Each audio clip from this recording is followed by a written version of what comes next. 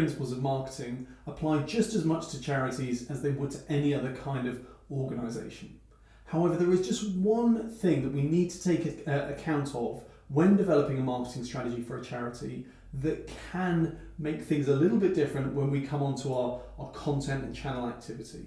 And that is the fact that we are very often, not all charities, but an awful lot of them are communicating to both a business audience and also a consumer audience.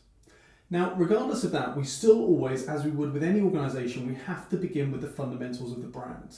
So we need to look at the market landscape and we need to ask ourselves, where does the charity sit within that overall landscape? Where are we positioned?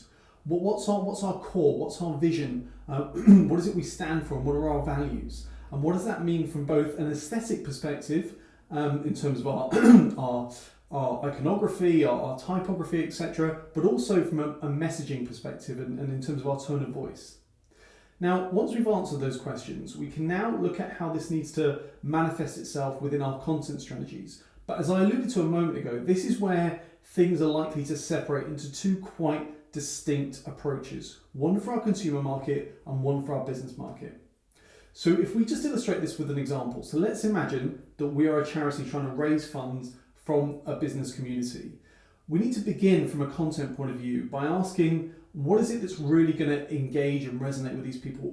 What are those key topics and themes that are of kind of great interest to them? But also we may at this point tie in some influencer activity. So we need to ask, who are the key individuals within this sector or the kind of broader business world? It depends exactly how we're targeting, how we're segmenting it. But who are the key individuals that really wield significance in that area, and how can we engage with them? How can we capture great content, whether it's via interviews or some other means of interaction? Because by doing so, it's not only going to give us the best content we could ever have, they are after all the top 0.1% of that world. That's the whole reason why we're engaging with them.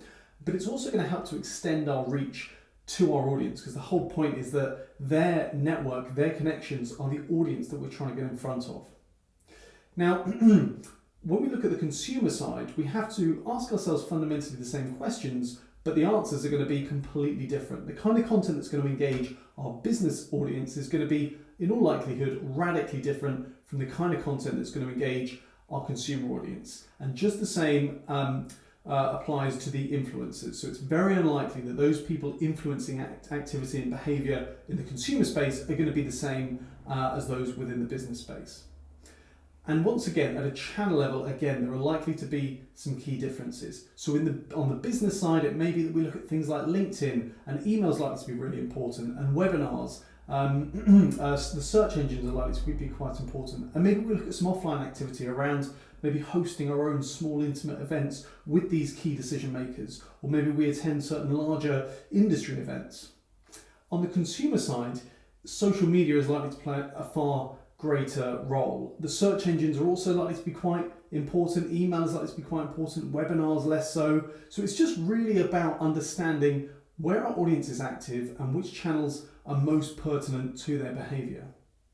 Fundamentally though, as I mentioned at the start, we need to ensure that whilst we may have two quite distinct content and channel strategies for each of these audiences, the key brand messaging needs to remain consistent throughout.